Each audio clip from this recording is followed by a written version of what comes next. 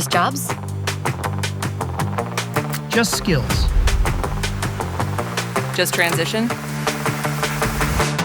Just Europe.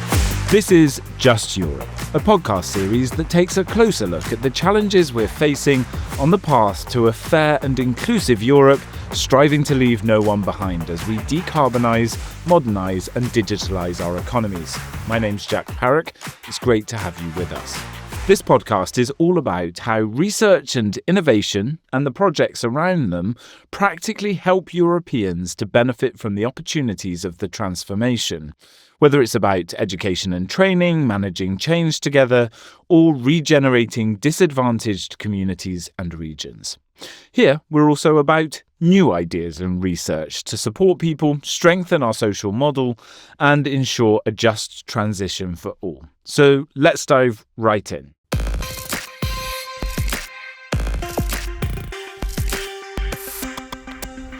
This episode is all about migration in Europe and the integration of migrants in education systems and labour markets. Migration is a natural part of the EU, of its societies, its regional integration, and its diversity. In 2023 alone, 3.7 million migrants legally arrived in Europe. This legal movement of people shows how many opportunities arise from migration when it is well managed, and how much this is now part of how our societies are shaped. However, the past decade has also seen an increase in irregular migration and more people seeking asylum, escaping from dire situations unfolding in the EU's neighbourhood and beyond. New dynamics and challenges have unveiled the complexities of migration, which need to be better understood in order to better govern it. The European Commission says the EU Pact on Migration and Asylum aims to address these challenges comprehensively by establishing a common asylum system based on solidarity, responsibility and respect for human rights. Insights from migration research are pivotal in shaping policies that reflect the realities of migration, promote integration, and leverage the benefits of migration for EU societies. And that's why, via its framework programmes for research and innovation, the so-called Horizon 2020 and Horizon Europe programmes, the EU has invested over €160 million in migration research since 2015, marking this year 10 years of EU migration research. We're going to take a look at what this research can tell us about integration and the contributions that people who arrive in the EU make to our economies and societies.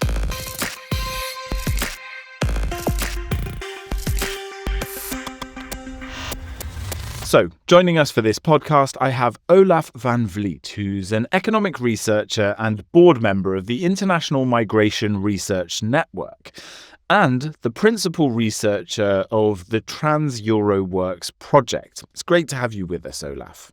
Hi, many thanks for having me here. And Teresa Sordé Martí. She's a professor of sociology, and she's going to talk to us about the Refugee Ed project. Thank you. My pleasure to be here with all of you. And we also have Antoine Kasel, a director in the Directorate General for Employment, Social Affairs and Inclusion of the European Commission. Thanks, Jack. Teresa, let's talk about your Refugee Ed project. It's about integrating refugee children. Perhaps you can tell us about how it worked, what did you discover, and what did you do? Actually, we were looking at practices both in education and mental health and psychosocial support that were already showed to be effective in promoting the integration of migrant children, asylum seeker refugees. Also, we were working with unaccompanied minors. We were working in 6 countries around Europe, and we conducted a total of 46 pilots in formal and non-formal educational settings. And basically, we were interested in seeing, after a co-creation process, what worked and what worked better in terms of promoting this further integration of these groups. I wonder if you can just explain to us how you used literature within the classrooms and the story of that and how it worked. Yeah, basically, theological literary gatherings were based with the idea that this high culture, this classical literature like Shakespeare, Cervantes, it is always thought that only academics, only highly educated people read them. That it's not the case. Neither. So it's a way to bring this high culture to the most vulnerable populations, because these are universal works that have been made by humanity. So it's a way to have access for these children. They are speaking about the main topics, the main problems of humanity, like love, death, leaving behind your community, despair. So these are universal feelings and universal experiences that anyone from any culture, any origin can relate to. So the excuse of reading this type of text, it's a way to create a safe space that allows a lot of people and a lot of students to open up and to start sharing their own stories and their own feelings in a very respectful way. So in a sense, the use of these classical works allowed us not only to improve the reading and writing, the reading comprehension and the acquisition of the language, but also to start talking about difficulties and personal situations, feelings in a safe way. Olaf, perhaps to come to you, let's talk about the research you've been doing. You look at the benefits, but also the costs of migration. Could you just explain to us the project, what you do, what you look into, and what you're trying to do with it? In our project, Trans-Euro Works, we decided to empirically analyze the net fiscal position of immigrants and also the net fiscal position of natives. And what is the net fiscal position? Basically, that is the difference between taxes and social contributions paid to the government and benefits and allowances received from the government. We did that for 15 EU countries for the period 2007-2018. So in total, we had more than 3 million observations for which we calculated these benefits and taxes. What we find is that the net fiscal position is negative for basically everyone. Interestingly, it is less negative for immigrants than for native-borns. And the main explanation for this, so why it is less negative for immigrants, is immigrants are on average younger. And also education plays a role. So if you are younger, you are on average, you have a higher labor market participation, meaning that you pay more taxes and social contributions and that you receive fewer pension benefits. And also education plays an important role. So people with higher education obviously have a more positive net fiscal position. It's completely contrary to the sort of general perception, though, right? Well, your empirical evidence is counter to what we always hear, that migrants are a drain on society. Yes. So indeed, so that is why it is so interesting. It also is important to actually do empirical research. Antoine, perhaps you can talk us through the key actions that you've taken in fostering the socio-economic integration of migrants. So, effective integration policy is a cornerstone of the comprehensive approach to managing migration, and an important piece which is called the Pact on Migration and Asylum that the EU and member states are currently implementing. And so integration is a competence of member states, but we have an action plan on integration and inclusion for 21-27, so the period. And this is the European Commission guiding document for integration of migrants and EU citizens with a migrant background. And it puts forward a comprehensive integration policy framework and sets out more than 60 actions that the Commission and member states in cooperation with key stakeholders have to implement. And the Commission just published a midterm review of this action plan last June, which underlines the importance of supporting integration in order to invest in the long-term cohesion of our societies. So the plan, if you want, and this revision successfully show practices, ongoing challenges, and areas requiring further integration of migrants into the European societies in 4 main areas covered by the action plan. And these are education, employment, healthcare, and housing. So the implementation of the action plan is also supported by EU funds for integration, such as the Asylum and Migration Fund and the European Social Fund. And these efforts focus on employment, education, and social inclusion. Teresa, as Antoine said, the efforts focus on employment, and we'll get into that into a second, but also on education. Why is it important that there's a focus on refugee children and their education? Well, I mean, it's crucial. I mean, and we know that integration goes hand by hand by integration into the labor market, but also through education. I mean, in many cases, many families have left behind their families and their communities looking for new opportunities. And sometimes they are the ones sacrificing themselves for offering a better future for their offspring. So this is crucial in both cases, in cases of economic migrants and also in the case of refugees. I mean, in the meantime that they are waiting to see if they can come back or these lives on hold, what they can do is to equip themselves with education. So we know, and there are plenty evidences that the best way to exit poverty, social exclusion is through education. There is a clear consensus that this is the way to go.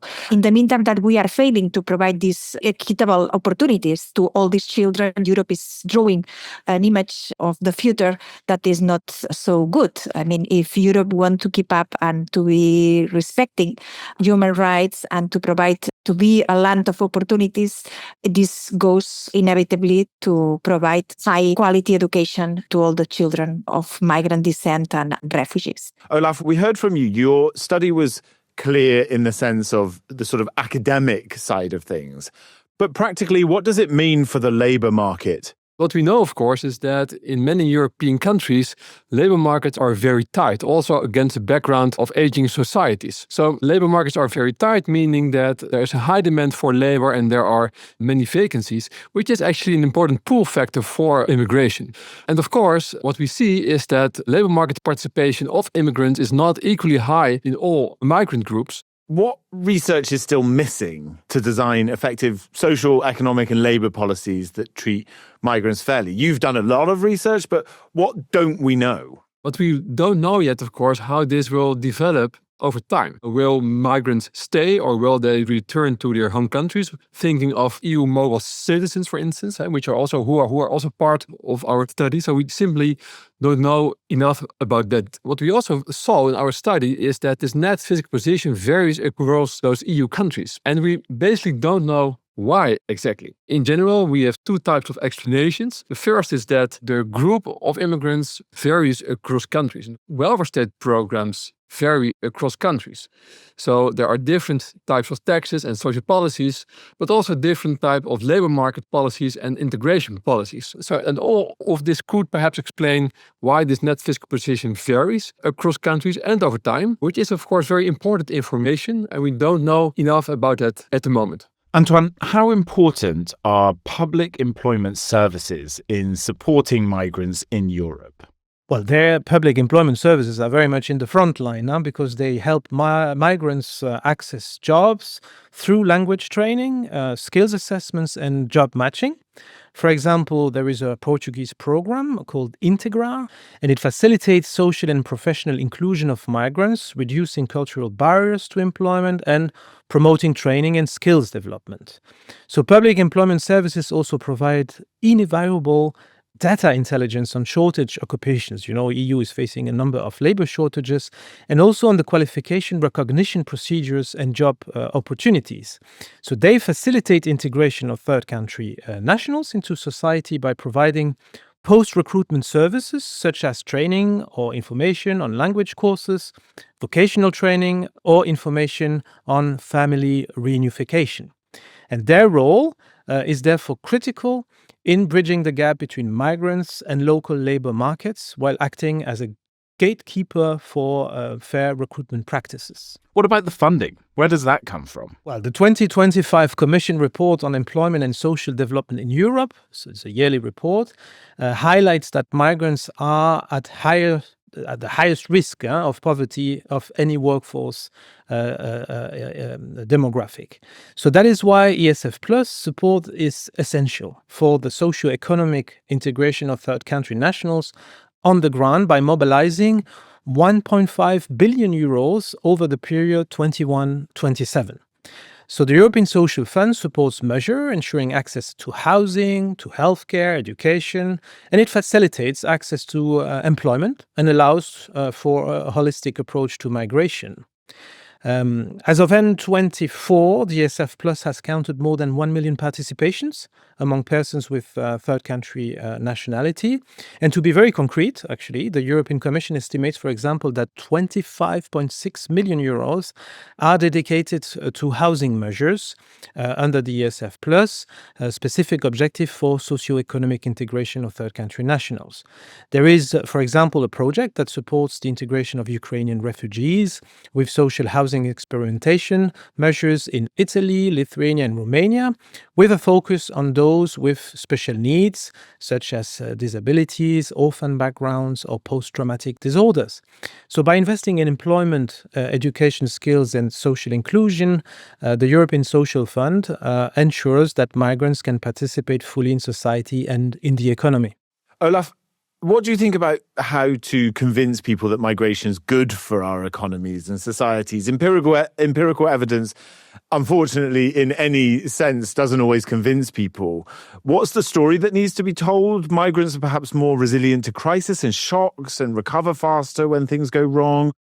Providing information does not always change attitudes of people regarding migration or policy preferences regarding migration policies. So attitudes and preferences appear to be quite stable, but still I think it is important to provide empirical insight as a starting point at least. And also that part is actually still lacking because we don't have that much empirical insight yet.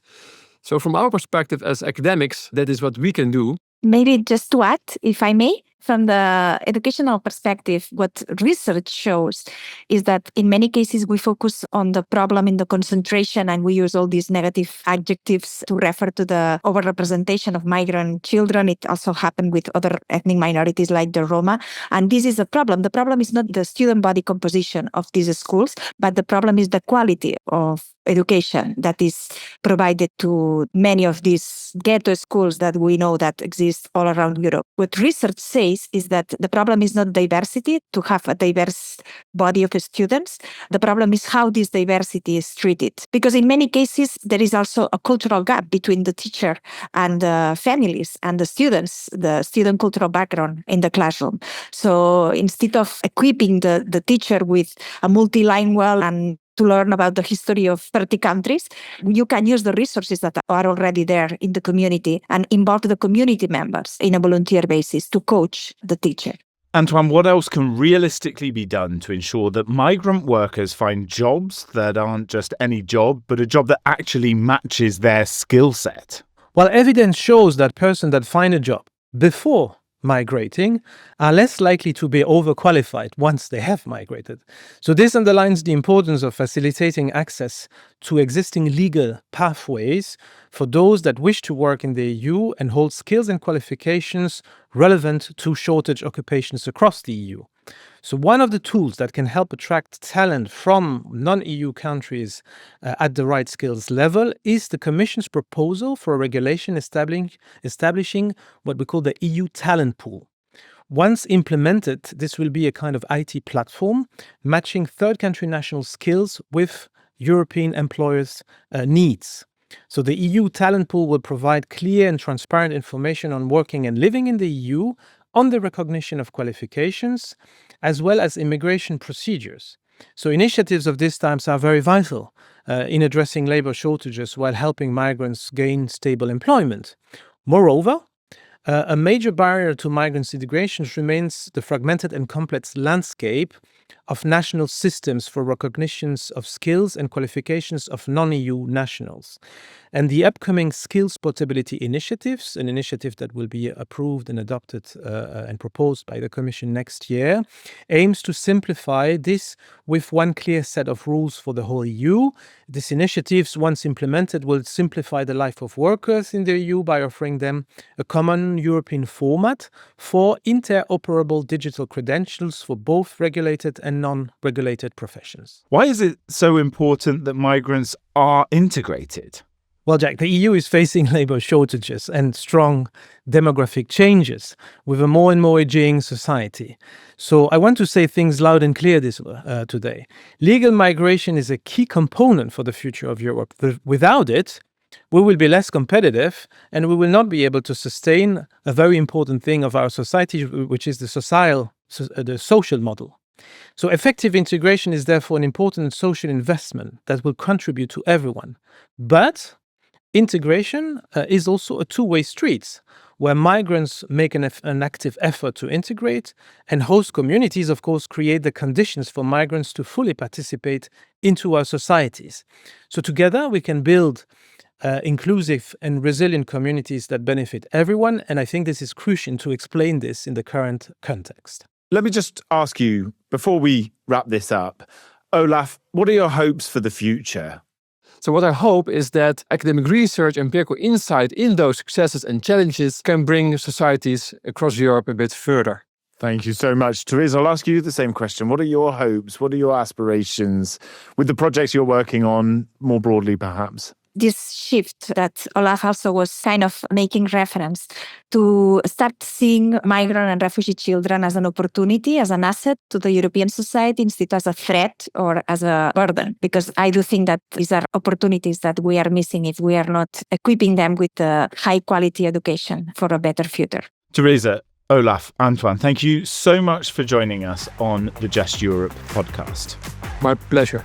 Thank you. Thanks a lot, Jack. It was a pleasure. Thank you all. And a big thank you to everyone listening to this podcast. It's been great to have you along with us. See you on the next episode. Cheerio. Just Europe.